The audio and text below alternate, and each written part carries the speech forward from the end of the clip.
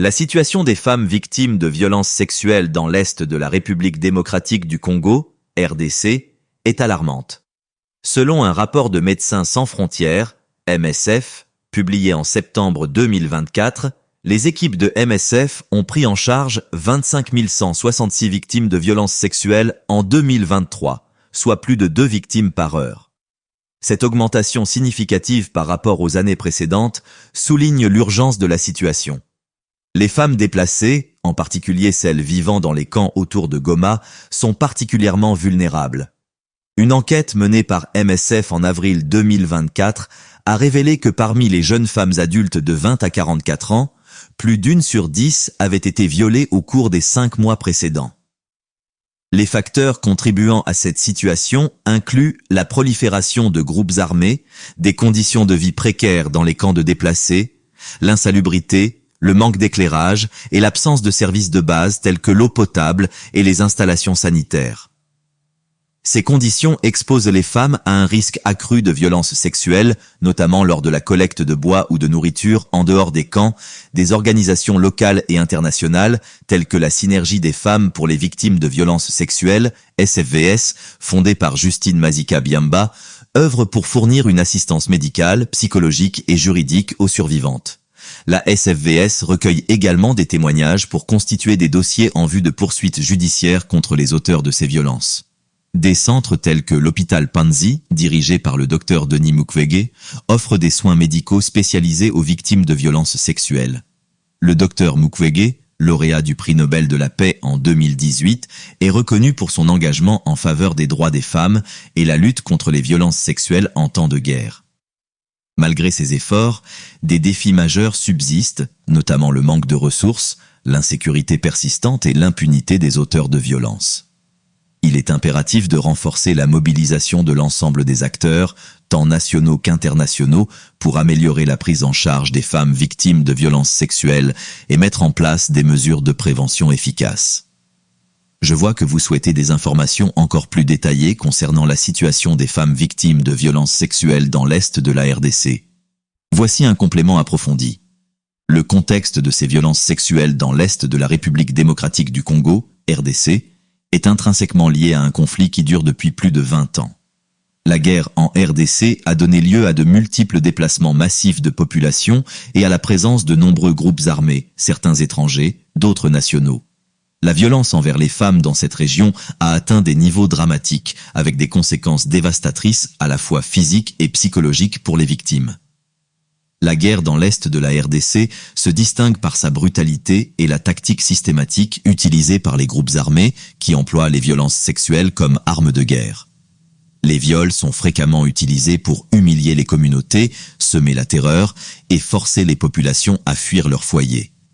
Ces violences sont souvent accompagnées de mutilations, de meurtres et de tortures, visant à détruire non seulement les victimes individuelles, mais également les structures sociales et familiales. Les victimes et la situation des femmes. La violence sexuelle touche une part importante de la population féminine. Selon les statistiques de Médecins sans frontières, en 2023, plus de 25 000 femmes ont été prises en charge après des agressions sexuelles dans la seule zone de Goma. Cette situation est d'autant plus alarmante que les violences sexuelles sont souvent sous-déclarées en raison de la stigmatisation sociale, du manque d'accès aux services de santé et du climat de peur qui règne dans les zones de conflit. De plus, une grande partie des victimes est constituée de femmes déplacées, souvent vulnérables aux agressions en raison de leur situation précaire dans les camps. Les femmes, surtout les jeunes, sont souvent forcées de quitter leur maison à cause des combats, vivant dans des conditions misérables. Les camps de déplacés, comme ceux autour de Goma, sont particulièrement dangereux, avec des femmes et des filles risquant d'être violées lorsqu'elles cherchent du bois de chauffage, de l'eau ou d'autres ressources en dehors des camps, ou lorsqu'elles se déplacent la nuit pour tenter d'échapper à la violence des groupes armés. Les survivantes de ces violences sont souvent confrontées à des défis colossaux pour se reconstruire. En plus des blessures physiques graves, les traumatismes psychologiques sont fréquents, et l'isolement social empêche bien des femmes de retrouver une vie normale. Certaines femmes enceintes à la suite des viols se retrouvent dans des situations encore plus dramatiques, a récemment confrontées. exprimé la position de la Belgique concernant le conflit en cours dans l'Est de la République démocratique du Congo, RDC. Lors d'une intervention devant les parlementaires, il a annoncé son intention de plaider en faveur de sanctions individuelles contre les responsables de la violence dans la région. Il a également évoqué la suspension du dialogue en matière de sécurité et de défense avec le Rwanda, ainsi que la réévaluation du mémorandum d'entente sur les matières premières critiques. Cette déclaration s'inscrit dans un contexte où la Belgique, aux côtés d'autres membres du groupe international de contact, a adopté une position ferme vis-à-vis du Rwanda. Des voix se sont élevées, y compris celles de pays africains, au Conseil de sécurité des Nations Unies, pour dénoncer la situation et appeler à une réaction de la communauté internationale. Parallèlement, l'Union européenne a condamné l'avancée militaire en RDC, la qualifiant de violation du cessez-le-feu décidé sous les auspices du processus de Luanda et d'atteinte continue à l'intégrité territoriale de la RDC. Bruxelles exige le retrait immédiat des troupes rwandaises du territoire congolais et l'arrêt du soutien au M23 et à tout autre groupe armé actif dans la région. Cette mobilisation internationale vise à mettre fin aux hostilités et à soutenir l'intégrité territoriale de la RDC, tout en exerçant des pressions diplomatiques sur les acteurs impliqués dans le conflit. La Cour pénale internationale, CPI, a pris une décision historique en réactivant ses enquêtes sur les crimes de guerre et les atrocités commises dans le Nord Kivu, une région du monde dévastée par des décennies de violences impitoyables. Cette décision intervient dans un contexte où les souffrances des civils congolais, pris au piège de la guerre, semblent sans fin. Dans cette région du cœur de l'Afrique, où l'espoir se mêle à la désolation, la CPI entend enfin rendre justice aux milliers de victimes qui ont été oubliées pendant trop longtemps. Le Nord Kivu est devenu un symbole de l'impunité et de la brutalité. Des villages entiers ont été détruits, des familles dévastées, des vies brisées. Les massacres, les violations systématiques, les recrutements d'enfants soldats, les attaques aveugles contre des civils innocents sont des actes que le monde ne peut plus ignorer. Le silence autour de ces horreurs est en train de se rompre. La Cour pénale internationale se réveille enfin pour vous offrir. Les rebelles, les milices et même certaines forces gouvernementales ont semé la terreur, mais cette fois, ils ne pourront plus échapper à la justice. La CPI, en décidant de rouvrir ses enquêtes, adresse un message clair à tous ceux qui croient que la violence peut rester impunie. Aucun crime ne sera oublié et aucun responsable ne sera épargné. Les coupables, c'est l'enquête de la CPI, ne se limitera pas à des enquêtes superficielles. Elle visera à remonter les chaînes de responsabilité jusqu'aux sources mêmes de la violence, qu'il s'agisse des groupes rebelles financés par des réseaux illégaux ou des acteurs étatiques complices de ces crimes. C'est un processus long, difficile et semé d'embûches. Mais c'est un combat crucial pour que les responsables de cette souffrance inhumaine soient tenus responsables de leurs actes. La justice internationale. Mais cette réactivation est également la réactivation de l'enquête de la CPI n'est pas seulement un acte juridique. C'est un message d'espoir pour ceux qui souffrent, un message aux bourreaux que l'impunité n'aura plus sa place. C'est aussi un signal fort aux générations futures pour qu'elles comprennent que les crimes, c'est cette décision. Cette décision de la Cour pénale internationale, CPI, est plus qu'un simple acte judiciaire. Elle est un symbole d'espoir et de lutte pour la dignité humaine dans un contexte où la souffrance semble infinie. Alors que la guerre continue de ravager le Nord Kivu, un espoir fragile surgit, celui que l'impunité ne règne plus sur cette terre meurtrie.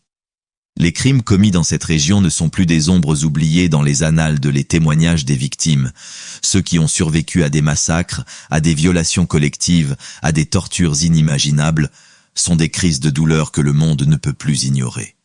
Ces histoires, marquées à jamais dans les mémoires, sont enfin entendues.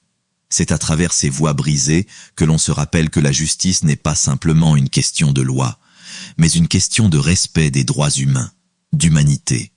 La réactivation des enquêtes de la CPI incarne cet engagement à redonner aux victimes non seulement un droit, les familles des disparus, les survivants des atrocités. L'impunité a été le moteur de cette guerre dévastatrice. Pendant des années, les responsables des atrocités ont cru qu'ils pouvaient échapper à la justice, protégés par des intérêts politiques, économiques et géopolitiques. Suite, l'urgence d'une réponse globale face aux violences en RDC. Alors que les violences sexuelles continuent de sévir dans l'est de la République démocratique du Congo, De nombreuses organisations humanitaires, institutions judiciaires et acteurs politiques s'efforcent d'apporter une réponse adéquate. Pourtant, malgré les efforts déployés, la situation reste critique. La précarité des conditions de vie dans les zones touchées par le conflit, notamment dans les camps de déplacés, contribue à la vulnérabilité des femmes et des filles. Beaucoup sont victimes de violences en allant chercher de l'eau ou du bois et certaines subissent des agressions dans leur propre abri. La stigmatisation des survivantes et l'absence d'un véritable accompagnement judiciaire aggravent encore leurs souffrances. Face à cela, des structures comme l'hôpital Panzi du docteur Denis Mukwege continuent de fournir des soins médicaux et psychologiques aux victimes, mais le manque de financement et l'insécurité compliquent les opérations de ces centres.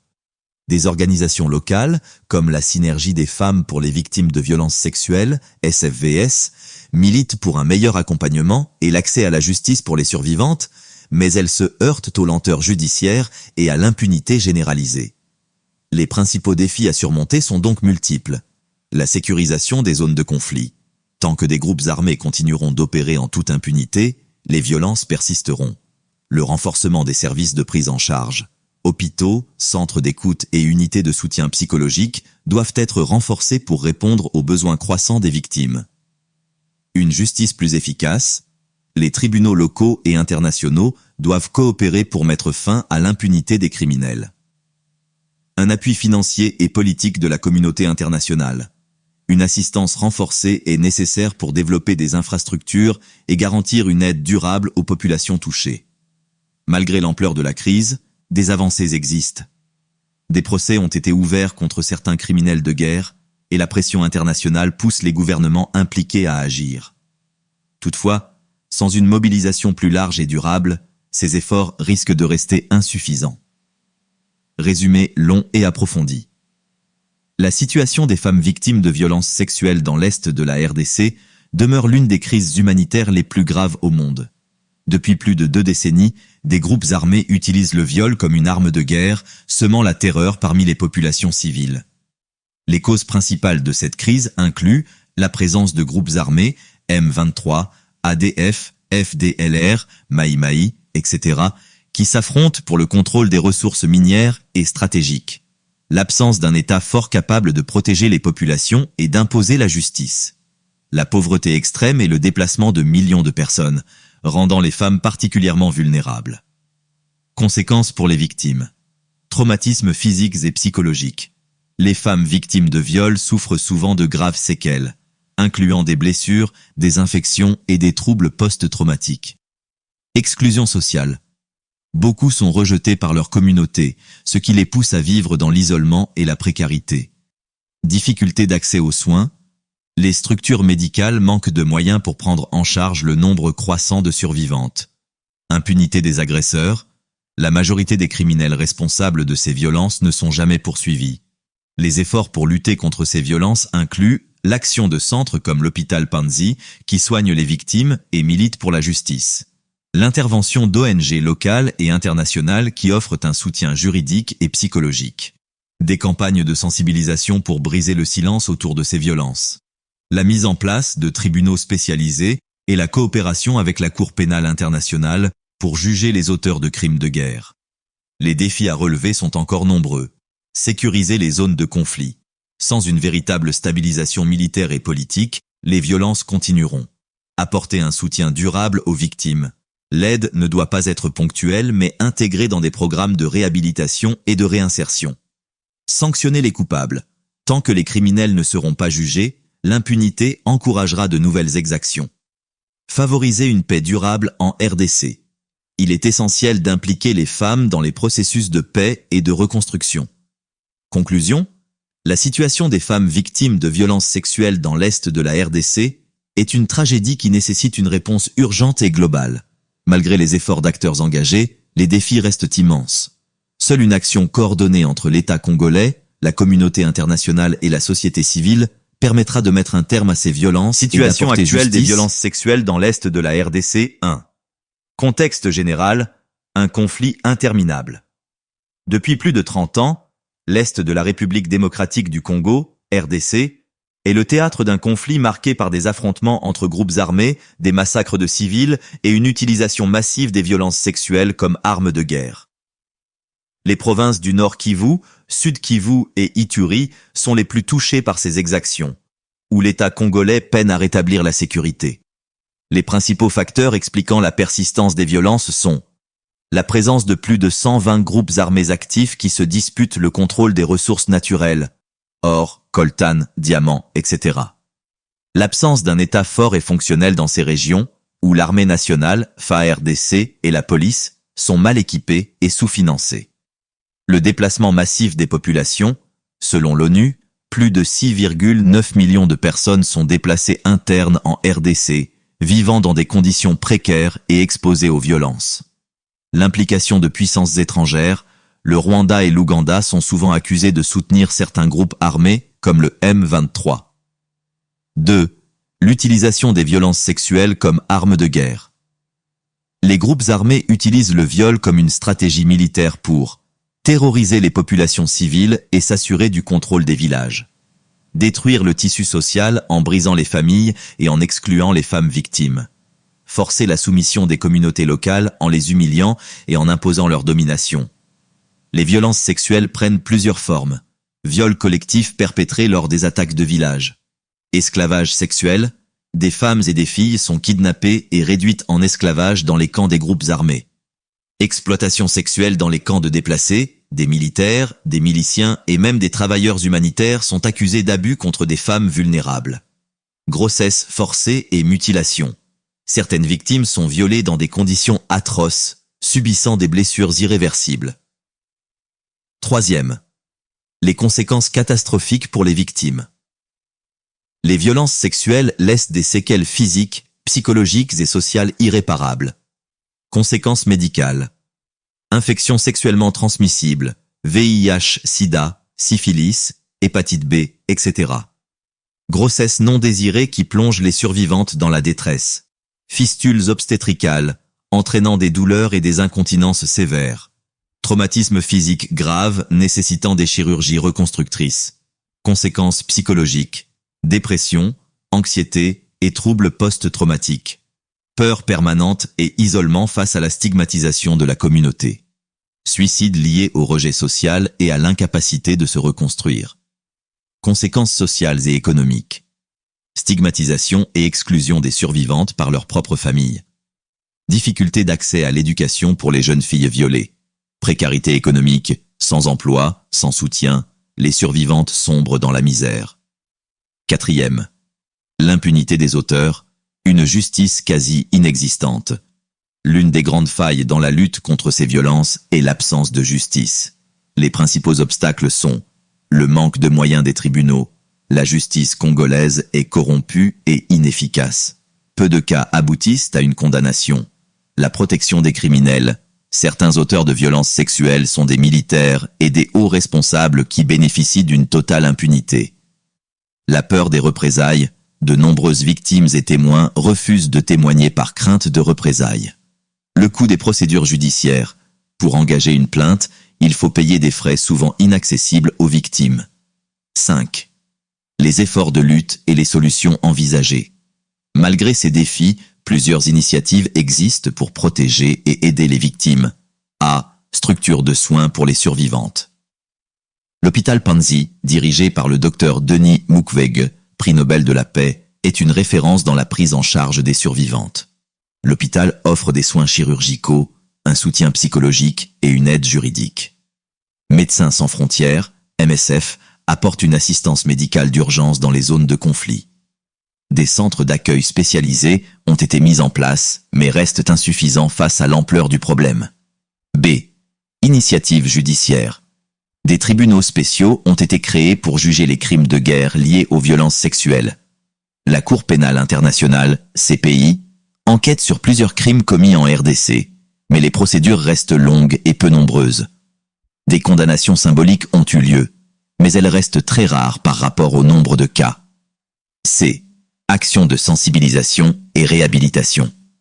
Des campagnes d'éducation et de sensibilisation sont menées pour encourager les femmes à briser le silence. Des programmes de formation professionnelle et de microfinancement aide les survivantes à retrouver une autonomie